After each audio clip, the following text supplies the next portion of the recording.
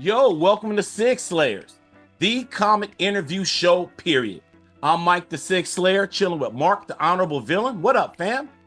What's up, Mike? We have a fan favorite writer today with us. Let him know who we got, man. Man, it is heating up. That's right. We have the co-creator of Deadpool, Fabian Nicieza, with us.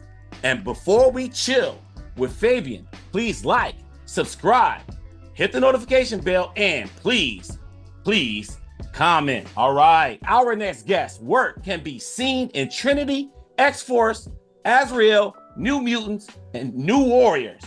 Ladies and gentlemen of the Stash Land, we bring to you writer Fabian Nicieza. Fabian, what's up? Did I land it? Did I land your name? Enjoyed you getting that name out. For those in the audience, Mark was practicing that for the last 30 seconds and he nailed it. Thank you. Yes. Thank you so much. And by the way, practicing it with a sheen of sweat starting to cover his brow. Yes. No lies detected there, man. So Fabian, thank you for joining us, man. It's such an honor to have you on our show. We're going to just dive right on in.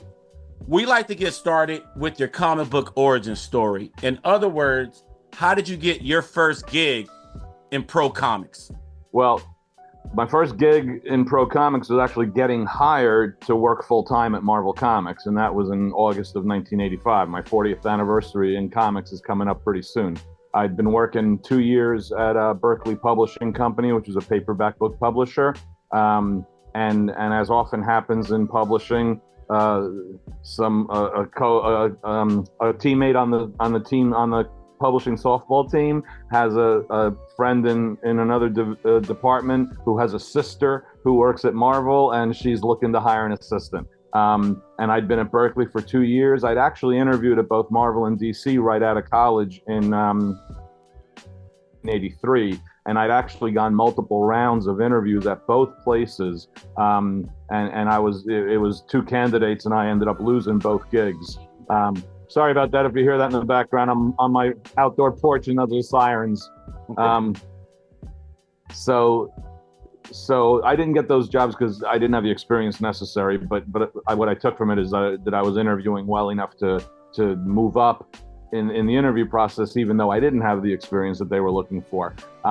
So 2 years later, I got my foot in the door with a job at Marvel in the manufacturing department, moved over a few months later to the promotion department, which is where I wanted to work because I was a communications major for advertising and public relations in college. And the job at Marvel in the promotion department eventually turned into me becoming Marvel's advertising manager. So for years in the late 80s, I was doing all the promotional posters you saw in retail, that appeared in comics, subscription ads, direct market flyers, co-op ads, all kinds of things. The Avengers ID card was my promotion idea that I did back in the 80s. And on the internet, you can always see stuff.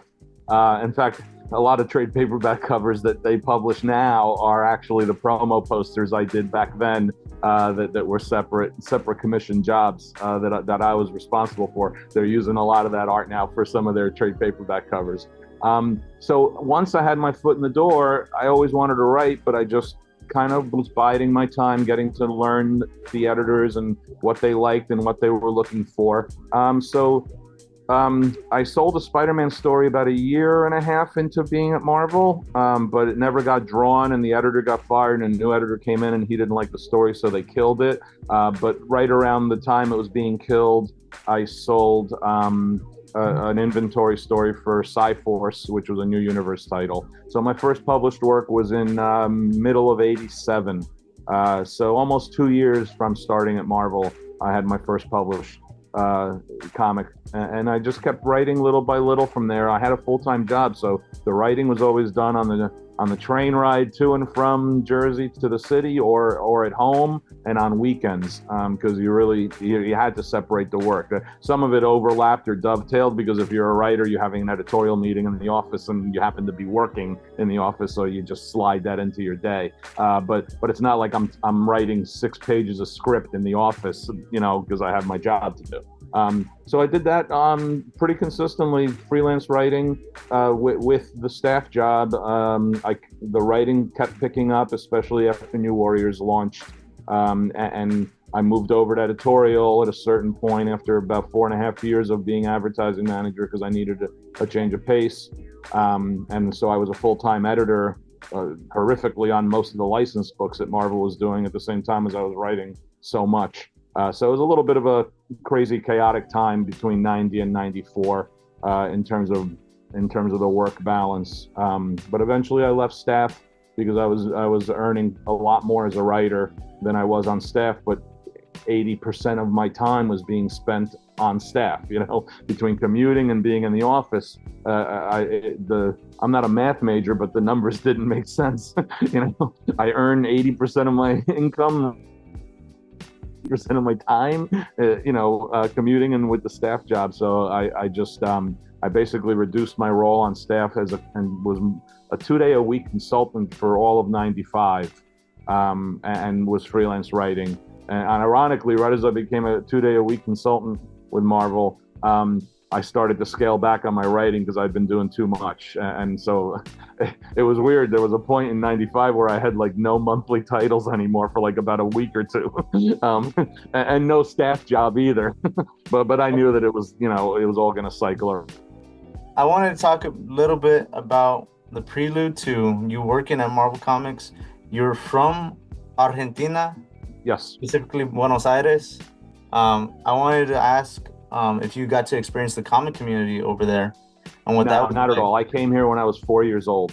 There was no comic community in 1966. I came here in 66 to my dad came first job, and once he was set up with his job, then we came over. My brother, my older brother, myself, and my mom. So that was August of 1966, I think, is when we came. And I started. I had done nursery school and I guess kindergarten in Argentina, the equivalent. But I started first grade in the New York City in Queens. And then in mid '68, we moved out to Jersey. There was no real comics community. Me and my brother were ironically enough, my brother and I started getting comics because we recognized Batman and Superman from the TV stuff that we'd seen in Argentina.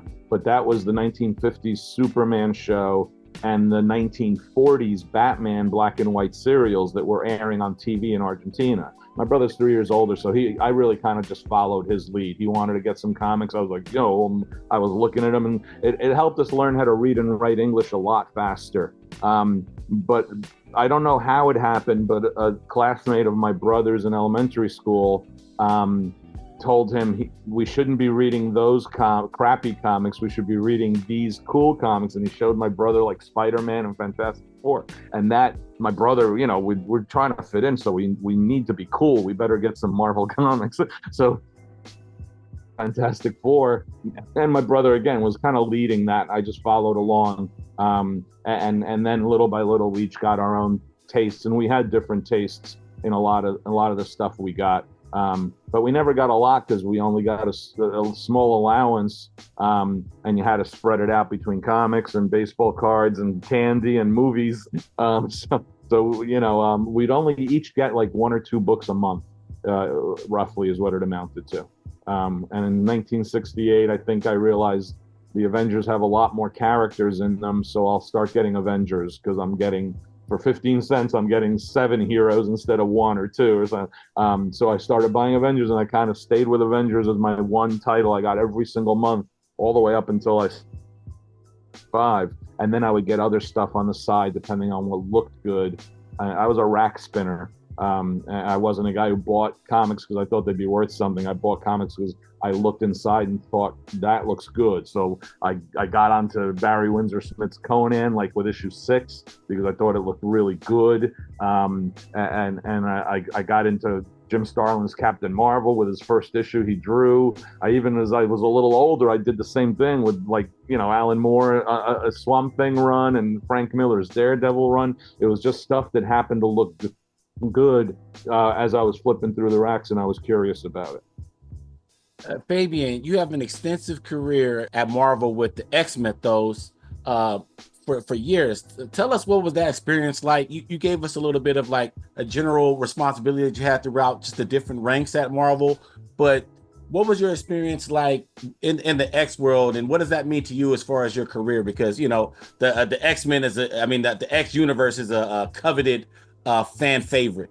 It wasn't as coveted as you might think back then, because no one thought Chris wasn't going to write the book.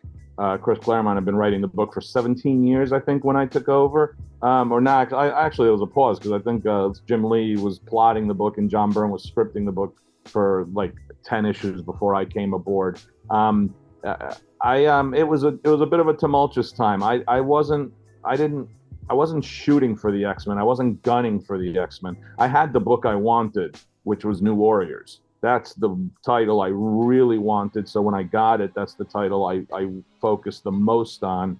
If anything made my career, it was New Warriors, not X-Men. X-Men made me money, but New Warriors made me a comic book writer that could sell a book, that retailers learned who I was, fans learned who I was. That came much more from New Warriors in my mind than X-Men, because X-Men was already set. My job with X-Men was to not have it collapse, and we didn't. In fact, it actually went up in sales from what it had been post the big giant 8 million copy first issues and stuff like that. So I did my job with X-Men. I maintained its strength as part of a franchise. We told some big stories. Some were good, some weren't. It wasn't necessarily a pleasurable writing experience for me, because it was a bit of a convoluted group writer and editorial control issue. So I never felt I got an opportunity to do better work on X-Men. So I'll always lean towards work I've done on other titles way before I point to X-Men and stuff that I'm particularly happy with or proud of. But quite frankly, now many years after the fact, the truth of the matter was I wasn't necessarily satisfied, but I wasn't going to walk away, and I also knew that you get an opportunity, they tell you a big wave is coming, and then they hand you a surfboard and say good luck, and you got to try to ride the wave. So you may not ride it all the way to shore, but you try to ride the wave as long as you can, because you know that chances are pretty good, if you're smart, if you're aware of the industry, you know that there won't be another wave like this coming, so I chose to ride the wave, and I got pretty close to the shoreline. Todd McFarlane and got to the boardwalk. Jim Lee got right below Todd McFarlane on the boardwalk, but I made it. At least I made it to sand. I know plenty of other people who fell off the board and some who drowned. But I got as far with it as I could go without losing and any shred of self-worth that I had. I got fired off X-Force after a few years, but I quit X-Men around the same time. And X-Men was still, basically Marvel's #1 title when I quit it. Fabian, I want to talk about another top-selling title. You immediately followed up Grant Morrison on Batman 700. Mike's a huge Batman fan, so when we said we had Fabian Nicieza on, he was excited. So does it mean anything to you to write on Batman? Does that have any factor? I don't look at it as following Grant Morrison, because that was the New 52 time period. They were ending the runs on all the books. I wrote a couple issues of Batman. One of them happened almost by coincidence to end up being the last issue of the monthly sequentially published title since 1939 or 1940. Right. I think Batman 713 it was. And it just so happened that the inventory story, and when I say inventory story, in the old days, Jim Shooter had a rule: you needed to have a completed comic book sitting in your file.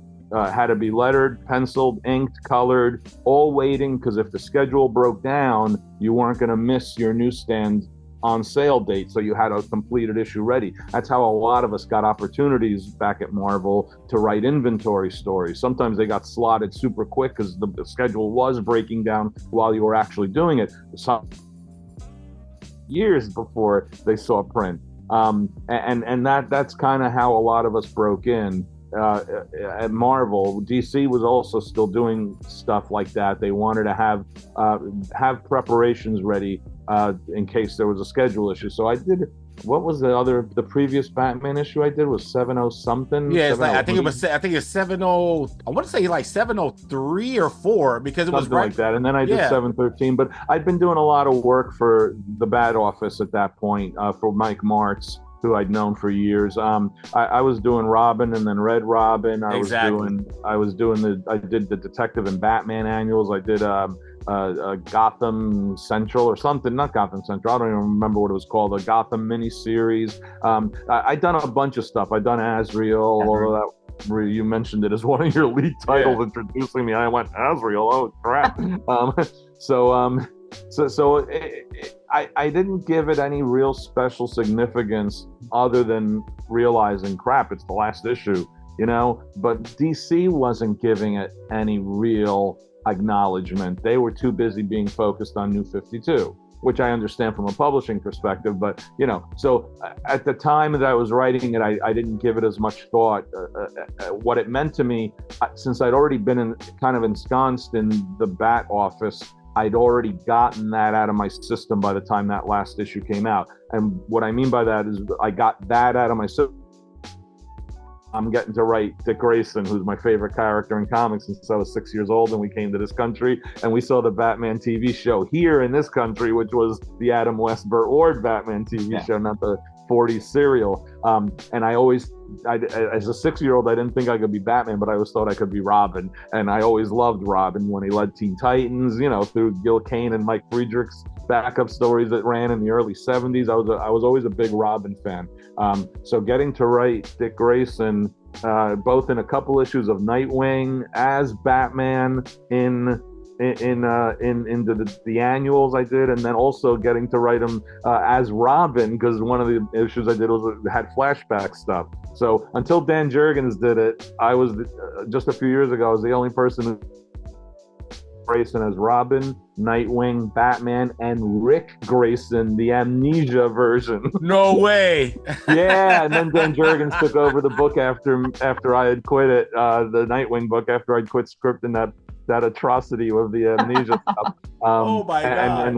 And he already had that claim to, he had already had the claim of fame of writing the 3 versions before that. So considering it's a character that I've loved since I was a kid, I haven't gotten to write him too often, but I got to write him, so I got my Bat Family Jones out of me. I could have written the Tim Drake Red Robin series for 10 years easy. I would have loved it a long time because I like the character tremendously. And like many, New 52 was not necessarily a positive publishing experience for us. For some people it was, but for many of us it wasn't. And to this day, we say we got New 52'd, which is, like in essence, you got a Buick shoved up your butt. So and what does that mean? Because they made such a swift pivot, and you guys were just left to like have a little of everything, Mike. A little of everything. They made a swift pivot. Many of us didn't know that this was happening until we only had 2-3 issues left in our regular run to wrap it up. Many of us didn't get ported over to a new title. I did, but that was a horrible experience, and it wasn't getting to write Tim Drake anymore, which I'd been doing, and I thought I'd been doing a good job of it. In fact, I'm sorry, I know I'd been doing a good job of it, so it was frustrating to not get a chance to keep writing him. But I was offered Legion Lost, and I was very trepidatious because I had severe doubt about the editorial capacity to pull off what they were looking to pull off. For many reasons, I had serious doubts about it. And I presented them a list of things I wanted for the book, and they were cool with all of it. And subsequently, from like within a week of handing in my full fleshed out proposal to getting to work on the first issue, half of that got thrown out the window already. Because they were making changes and decisions on the fly, and they were contradicting themselves within days of making a decision. It's like one day it's going to be blue, 2 days later it's going to be green, and a few days after that it's going to be purple, and you're like, well, which is it? So everything I was afraid of happened on New 52, for some of us, not for all of us. Other guys skated. They for whatever reason, they skated and probably had a really good time doing the books they were doing. But out of 52 titles, I'm pretty confident saying over half of those titles were manned by creative personnel who were not all that thrilled with how things were happening. And I quit Legion Lost after 3 issues, and my editor begged me to stay through 6 because they'd already fired a few people after issue 1. They'd already had a couple people quit after issue 2, and they didn't want me to quit. They wanted me at least to get a trade paperback out of it with my name on it, not from a sales standpoint, really, more from a completist or a cohesiveness standpoint. And if you launch 52 titles and all of a sudden, after 2-3 issues, there's been 10 to 15 creative changes, that just doesn't look good. That right. Just it's not a good look for editorial. So they were trying to keep some of us to stay a little longer. And literally, because I like the editor a lot, it was Brian Cunningham. I think he's a really good guy and he's a really good editor. I stayed on until issue 6, but then that was it, you know? And it's a shame because I love the artist. Pete Woods is a great artist. I love the characters because if you told 12-year-old Fabian that he'd be getting to write Timberwolf, Dawnstar, Wildfire in a Legion book where they're trapped in the present day, 12-year-old Fabian would have been doing backflips, you know? But, you know, 52-year-old Fabian was pretty fucking pissed because it was an absolute disaster area. Okay, I got to ask this question because you have an extensive career for both DC and Marvel. What's the difference between the DC method and the Marvel method? We hear a lot about the Marvel method. There's a real lack of understanding about what the Marvel method was and became among fans, and that's exacerbated because there's a real lack of understanding among professionals. If you entered the industry after 1995-ish, certainly after 2000, you don't have a grasp of the Marvel method as it was being done for 10, 15, almost 20 years up to that point. People think that when they say the Marvel method, they think of Stan Lee on the phone with Jack Kirby saying, let's have the FF fight a space god, and Jack going, okay, and then hanging up the phone and Jack drawing 22 pages of whatever he wants to draw and handing them to Stan. That's a really pat and loose description of how it actually worked on a month in, month out basis. There may have been some months where that was the case. There were other months early on, especially where Stan wrote 2-page, 3-page outlines, you know, and the artists and writers, and it worked from there. There were some instances where Stan trusted the artist tremendously more, as in Jack Kirby or Steve Ditko, because he respected and understood what their storytelling chops were. And Stan was never that much of an idea guy. He was more of a nuts and bolts and characterization guy. So he was perfectly fine with letting Steve Ditko or Jack Kirby come up with the story structure for an FF issue or a Spider-Man issue. But that changed being the primary writer of the books. So by the time of the early 70s into the late 70s, the Marvel method was still plot first, but that meant a written plot that had a breakdown of what was going to be happening in the story. Sometimes those breakdowns were by pages, sometimes those breakdowns were by scenes, and then the artist would break down that into the individual panels and pages. By the time I started in 1985, it was constituted of a plot was anywhere from 4 to 6 or 8 pages, you know, typed up, usually broken down by page or by scene, almost always sprinkling dialogue into it and characterization and suggestions for panels or panel breakdowns or flow. So it just wasn't a full script, meaning panel 1 description, 1, 2, 3, Spider-Man, Green Goblin, Spider-Man, with your word balloons and your sound of it all written in. And if I showed you the difference between a plot and a script, you'd see what I'm talking about. It as much as anything, it's just a difference in the amount of information and the formatting as anything else. All right. So we worked Marvel method. Almost everyone did. But Larry Hama and Mike Barron would draw their plots out on 8.5 by 11 pieces of paper in pencil and rough breakdowns of the panels with little bits of dialogue in there. And that's what the artist would draw from. So that was considered Marvel method too. It was, and some writers wrote full script even back in the late 80s. Not many. I didn't start writing full script until I had to, which was around 2004 when I was offered the Cable and Deadpool book. That's because the president of Marvel at that time, Bill Jemas, wanted everything done full script.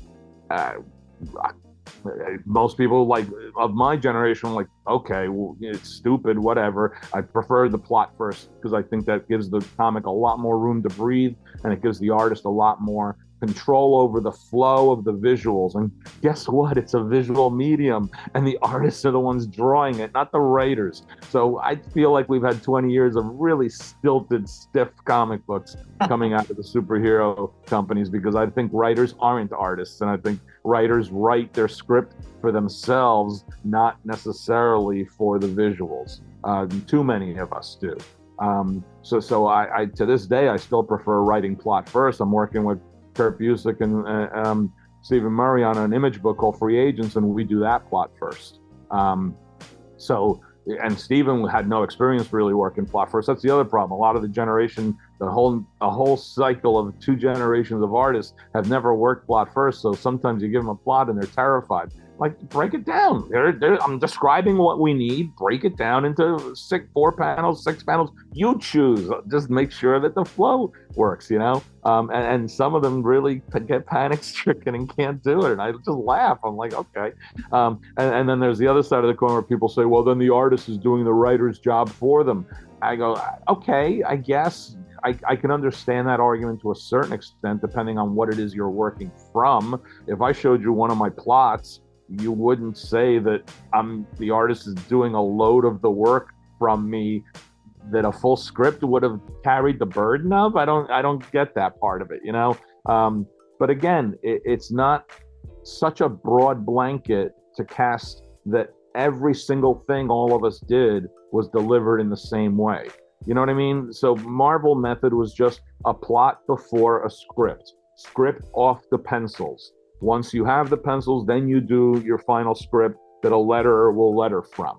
It opens it up for changing your mind about certain things, for spontaneity, for the artist to create a visual flow that the writer can then choose to follow, and not choose to, usually has no choice but to follow because the flow's already there on paper. Look, when I worked a year on Gambit with Steve Skroce, who's one of the best storytellers in comics, and I would hand in a plot and he would ignore like 90% of it. He just like the beginning and the end would be where I wanted, and the middle would be whatever he wanted to do. And I was fine with that because the flow was so cool and working so well that I'm not so precious that it had to be my vision.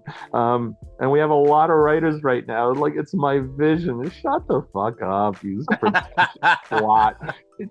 Just write a comic book that entertains somebody instead of masturbates you. It's exhausting.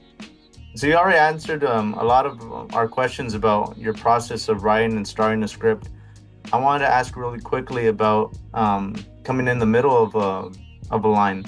Does the editor catch you up on some of the stuff that's happening, or do you have to do a lot of research? It should be a little bit of both. The editor should be able to provide you what you need. Nowadays, because access to the digital content is so easy, you don't have to worry about sending somebody photocopies of previous issues, which is what it used to be back in the day. If you didn't have the issues yourself, you had to get photocopies of it. Nowadays, with the digital dissemination, they send you 8 issues on a PDF, in a folder through a Dropbox, and then you have 8 issues of the most recent run of X-Men or whatever, and you can catch up that way if you need to. Yes, certainly for me, over the last 20 years, I don't follow the books on a monthly basis at all. I read a bunch of stuff in trade paperback form digitally, but usually that's a while after it's already been published.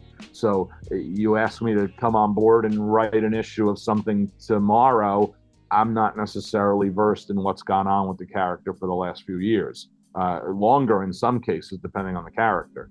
You know, I never wrote Moon Knight before in my life, and they offered me to write a short story for a Moon Knight anthology, and I was like, okay, as long as it could be like the Doug Mensch, Bill Sienkiewicz era, because that's all I know, really. I'm not a huge Moon Knight fan outside of that initial 2-year run. And they go, oh, no, they sent me stuff, and I was like, I don't want to do this. And they're like, oh, come on. And so we negotiated. I did end up writing a story, but it happened to be a Moon Knight I made up set in the 1880s, you know, because that was the nature of the anthology. I didn't have to worry about a current present day sort of a continuity trap, you know. And I just wrote X-Men versus Godzilla for Marvel, and they specifically offered it to me because they wanted it to be a 90s era set X-Men and a 90s era set Godzilla. So it's really more of an animated episode of the X-Men cartoon than it is a comic book thing, you know, because it's that era of X-Men, and those specific characters pretty much from the cartoon. So you know, it varies right now. Back in the old days, I read everything. I was up on everything. I knew what was going on. Plus, I was an editor there, so I was involved in staff meetings. I knew what would be coming up, which actually helps you as a writer on the freelance side, because you know this is happening over there. Oh, they don't want Rage anymore in Avengers. I want Rage for New Warriors. Let me pitch them on how I see that happening, and it'll be a seamless transition. Okay, that's, you know, so I get Rage into my book before Bob Harris takes over for Larry Hama on the Avengers, and so it really varies. I'm assuming that they still provide the information that that a writer or an artist needs, because digitally makes it so much easier to disseminate the info. There's no reason not to. I know several writers who don't think they should read what came before and just want to write what they want to write, which I find preposterous myself, because you're writing established characters in a shared continuity that have 60 years of publishing history. Doesn't mean you need to know those 60 years of publishing history, but knowing some of it helps you understand who the character is, which helps you understand how they would react, and helps you understand the kinds of stories that are best suited to tell with that character, you know. And that's why sometimes you'll see a jarring difference when a writer takes on a character. And often editorial doesn't mind that anymore, because Marvel especially, they're a little less continuity anal than they used to be 20 years ago. They were very continuity anal about it in the late 80s, 90s. A lot of that was because Mark Grunwald was the executive editor, and he was super continuity driven, and connectivity driven. And I always found benefits and drawbacks to that. You can be too anal about it, and there are drawbacks to that. If you ignore it, there are drawbacks to that. So just try to find a middle ground, you know? Don't worry that an issue was told in 1967 that might contradict the story. Just find a way around that so that you're not calling attention to it, you know? Right. So we're talking about coming into the middle of a run, but now I want to talk a little bit what you talked about before, teaming up with Kurt Busiek, free agents. Can you tell us how you got that process started? Oy vey. Kurt called me up fall of 2020. Yes, I remember that because it's when within a month, I was offered a Juggernaut miniseries. I sold my first novel to Putnam Publishing, and also an animated series that I had developed the Bible for was getting financing to turn into a year's worth of animated episodes. And Kurt called me up to see if I wanted to work on an Image comic with him, and Kurt had been planning Image had been planning like a Busiek sort of universe, cohesive evolution and expansion, because Kurt was getting back the rights to some of the stuff that he had created independently for Wildstorm, I think, and things like that. It never panned out because Kurt's health has not been great for years now, and as a result, free agents didn't come out till what was it, 2024? 3H's came out in 2024. So we started working on the Bible in fall of 2020, which just goes to show you sometimes. And 7 issues took a few years to get done. So it's probably the worst example you could draw up to talk about how you launch a series or how you create a new series, because aspects of it behind the scenes make it challenging to have done. And still challenging now that we're working on a second arc. I plotted the first 2 issues of the second arc. Steven's drawing the first one, and Kurt has the second plot to look at now. Then I'm doing a lot of the typing grunt work because Kurt can't. But the Kurt is acting kind of as a de facto editor co-writer. You know, he dives in and punches up scripts. He'll give me thoughts on the plot if he has any, and we'll just bounce back and forth and compromise. We've known each other a really long time. We don't always agree, but we respect each other and we figure it out. You know what I mean? His health has made the whole working process really, really challenging and difficult. But he is who he is as a writer, and I respect him tremendously as a writer, and we've known each other for 35 years. So, you just figure it out, Right. Okay, what advice would you give aspiring writers trying to break into comics? Because, everybody's trying to do something these days, webtoons or posting things and different things. What about writers? What advice would you give them? Get a job at Marvel Comics in 1985 and become advertising manager. And I'm not kidding. That's pretty much all the advice I have to give on the subject matter. There has never been a time in our industry where it is easier and most cost effective to be able to get your content in front of someone's eyes. Okay, digital, email, posting online, websites, all of that stuff gives you opportunities to show your work to anyone. By the same token, there's probably never been a time where there are as many people who are working both professionally and not yet professionally to try to get eyeballs on their material. So it's a catch-22. If you want to write, my advice has always been shut up and write, okay? If you want to write comics, my advice has always been shut up and write a comic. If you don't draw, then my advice is write a comic and find an artist to work with. How do I find an artist? I don't know.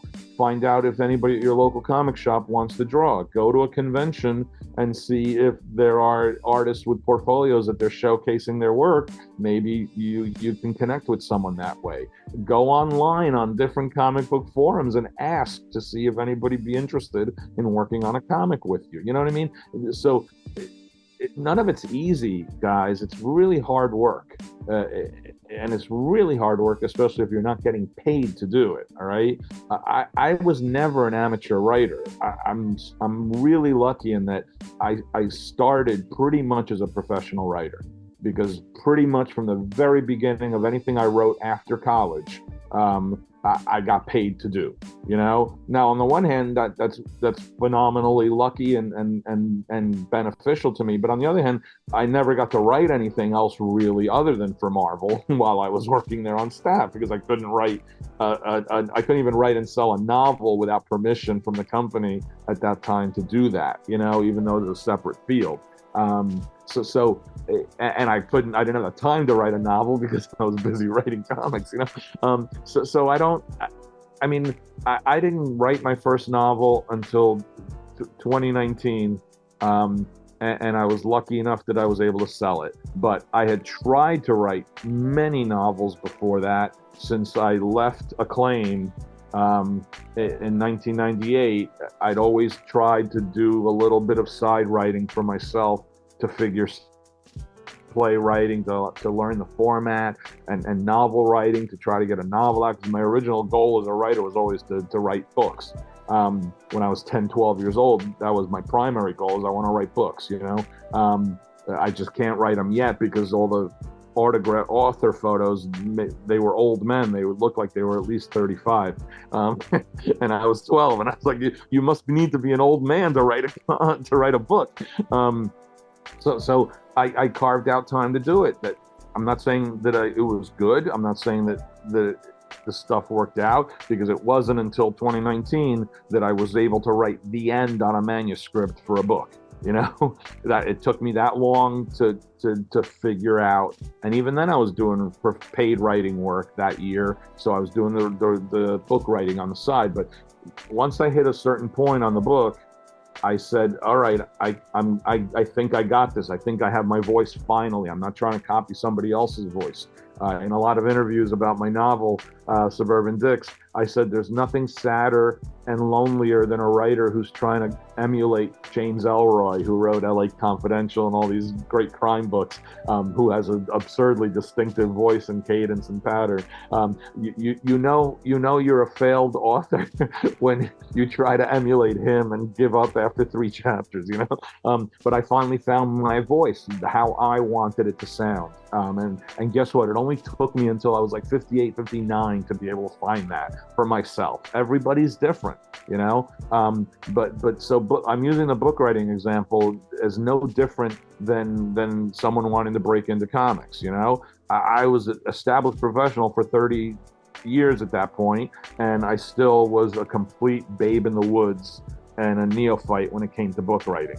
And finishing a manuscript, getting an agent, getting that sold, all of that is a whole nother aspect of the writing process, Just getting to the end of the manuscript had been the challenge for me as a writer. And that's me being a pro for 30 years in one field. Not just one field. I'd done animation Bible stuff and some animation script work. I'd done a truckload of consulting with a New York-based company on feature films, television series, toy company stuff, video game stuff, big name properties from 2004 to 2016 or 18 or so. And I'd done all of that stuff, besides comics.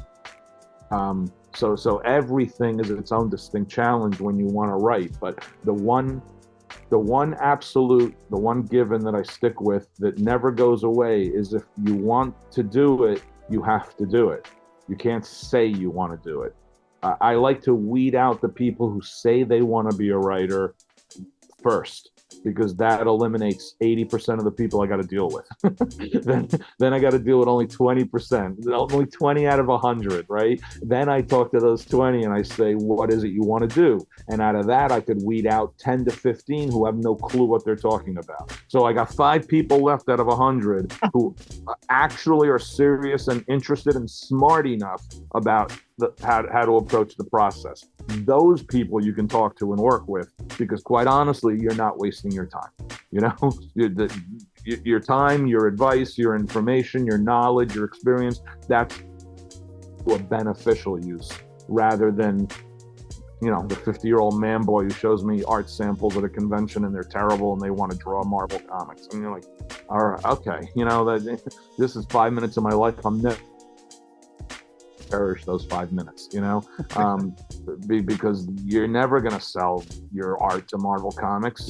You're just objectively bad, not subjectively bad, So if you don't see that, how can I tell you other? If you don't see that, well. So to me, it's just right that you can write with, or you can write for. If you finish something, even if it's an 8-page black and white story, that's another side advice.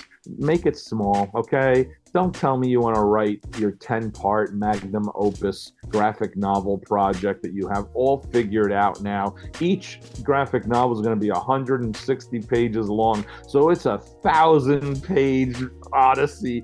And I'm like, how about let me see an 8-page story? Let me see if you know how to write or know how to draw with an 8-page story. That's all it should take for someone to see what you can do. And it's that you're going to sell your work off of an 8-page story rather than a 1,000-page magnum opus, which no one's ever going to read and no one's ever going to draw, because you tell an artist that you're not paying that you'd like to do 1,000 pages of work, and I'm exaggerating to make a point, but the point is valid because you have no idea how many people tell you they got this giant story they want to tell, and I'm like, I don't have a giant story I want to read. so where are we going to meet in the middle? I don't want to read a giant story, and I don't want to hear it from you pitching it to me right now. Guess what? It's a two-way street. It's not just what you want to do. I want to tell you my story. What if I don't want to hear your story? I'm the audience, whether I'm an editor who actually has to buy it or whether I'm a reader who actually has to buy it, one way or the other, buy it to produce it or buy it as a product. What if I don't want to hear that story? What are you going to do then? Speaking of audience, because I got to ask this question. This is a bonus question, Mark, real quick. This is a bonus question. We got one more question left. That's why I said it's bonus question. We got one last question left, but here's a bonus one. You're the co-creator of Deadpool. Deadpool is one of the most popular comic book properties as far as movies are concerned. So as an audience member, what is your take on the movies and the Wolverine Deadpool popularity and all the stuff like over the years? What do you think about as co-creator? What's that look like to you?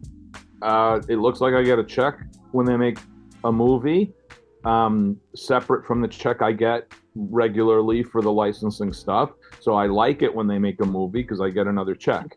I'm not thrilled that it took them 8 years between movies 2 and 3 because that was 8 years I didn't get a check. So my preference would be that they make a movie a year because then I would get a bigger check every year.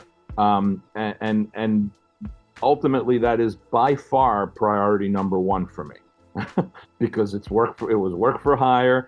I profit from it or benefit from it 30 years later, which is good and fair, and it should be so for everyone. But I'm not writing the movie. I'm not acting in the movie. I'm not directing the movie. So I have zero control over whatever they do. I sit in the audience like a viewer, like a fan. I thought the first one was an A+. I thought the second one was about a C+, and I thought the third one. I went into the third one. You said B+, A-? Really, what? You said B+, A- for the third one? For the Deadpool Wolverine, yeah. I went into it with really diminished expectations, and I was very pleasantly surprised that it had like an emotional core through line the whole way through. I thought the acting by all of them, especially Hugh Jackman, was excellent. It only is B+, A- because I am not a fan of the multiverse stuff, and the movie was incredibly dependent on the multiverse stuff. And all of that really just bores me to tears by now. It bored me to tears before we even got to by now, but certainly by now it bores me to tears. So I didn't care about all the little tricks. I didn't care about every time they did something with a throwback to a Fox X-Men character or movie detail, all I thought to myself is I want to see the two of them in a car again, acting one-on-one with each other, because that's when it was really coming to life for me. When the two of them were emotionally engaged with each other, I preferred that far more to, the Cassandra and Nova, whatever her name is, stuff and all that, Right. But the first one was just an A+ movie, period, whether it was called Deadpool or whether it was called Banana Man, because it had excellent structure, excellent pacing, excellent acting, a nice low budget, which gave it an underdog mentality and quality to it, which I think helped it quite a bit. It told its story, and you emotionally cared about the characters. So and it was funny and it was entertaining and there was action in it. So I just thought the first movie was an absolute perfect rendition of the character in the right way. I think Deadpool should be a low budget movie. I don't think he should be a $200 million budget movie. The spectacle is not Deadpool. Deadpool is the strengths of Deadpool come out of much more his slovenly existence, and you do that, you can show that much better in a low budget movie like they did in the first one than you can in a universe traipsing adventure movie, you know, with lots more explosions. That, you know, the part of the movie that I was the most bored in Deadpool Wolverine was that whole giant multi-Deadpool fight on the street. That I'm at the premiere in New York City with, there was like, I think it's like something like 7,000 people in this gigantic auditorium. And all I'm thinking to myself is, can we get them back in the car together? Because that interested me a hell of a lot more than all of this stuff going on, you know? And that's just me becoming an old man, guys. Like, once you've seen that kind of slow-mo spectacle 1,000 times, you've seen it 10,000 times. So I don't need to see it again, you know. Fabian, we're on our very last question. Is there something that we haven't talked about that you want the fans to know about?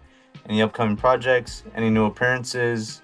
Anything more you want to talk about? Free if airplanes still fly next week, I'm going to Detroit for Motor City Comic Con on Saturday, Sunday. I'm going to be going to Washington State Comic Con outside of Seattle. I think that's June. I'm going to Phoenix Fan Fusion. I think that's June also. Yep. I think I got another one in there and I'm forgetting it. So I got a few shows coming. Are you going up. to Heroes by any chance? No, I'm not going to Heroes this year. I'm not going to Terrific Con in Connecticut either this year. I'm working on the second arc of the Free Agents image book with Kurt and Steven. Probably won't see the light of day, I would imagine, till either very late this year, but much more likely next year. I got the Godzilla X-Men one-shot coming out in a week and a half, which they offered me the assignment, and the only reason I took it is because I couldn't believe how stupid it sounded. That means it'll probably be fun, and I really ended up enjoying it. And the artist was fantastic. It looks great. So not a lot in comics. I'm getting a contract to do a new novel, so I'm going to be starting that pretty soon. And I'm much of my focus the last month and a half, 2 months. Once I got the Godzilla X-Men script out of the way about 6 weeks ago, I started to prep my books, prep my novel, start to, you know, unlike my previous novels, which I'd had in my brain for 30 years or 25 years before I wrote them, this is kind of fresh and raw. So it's a much more daunting and harder. I have a lot more prep work to do. I have to figure out all the little ancillary characters. I'm creating a fictional town, like a Stephen King sort of a setting. So I got to create the fictional town and figure that out so that it makes sense when I'm writing it. So that's kind of what I've been immersed in right now, is that. Anything else that I could talk about is really just smoke and mirrors, because it's not real. There's been TV percolation on Suburban Dicks for 5 years now with 3 different production groups, and I thought we had one right now that was really going to happen, but it has ground to a halt, so it might not happen, you know. So stuff like that happens all the time, you know. You gotta learn to roll with it, or otherwise it's going to drive you crazy. If you don't learn to roll with it, your hair falls out. Well, Fabian, thank you so much for joining us. I just want you to know you always have a home here on the Sig Slayers station. This was awesome. Thank you again. I appreciate it, guys. Thanks a lot. Well, that's all for our show. If you like what you see, please subscribe and hit the like button. This is Sig Slayers. I'm Mike, speaking for Mark and Fabian Nicieza. We are out. Peace. Sig Slayers.